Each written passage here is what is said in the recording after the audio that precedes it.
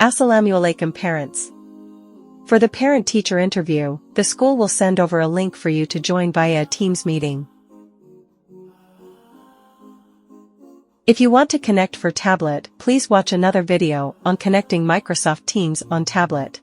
If you want to connect for mobile, please watch another video on connecting Microsoft Teams on mobile.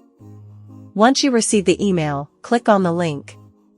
It will open on your browser. You can start the meeting via the browser. Choose Allow to set up your microphone and video. You need to key in your child's name so that the teacher knows who is attending the meeting. Make sure the microphone is on and you are not muted. You can turn off the video if you want to.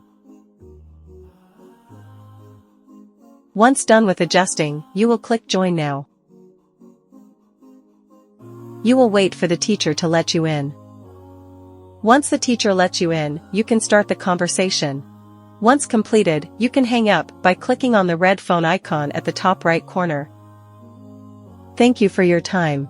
For any queries, you can contact customer care using the email listed here. Assalamualaikum parents.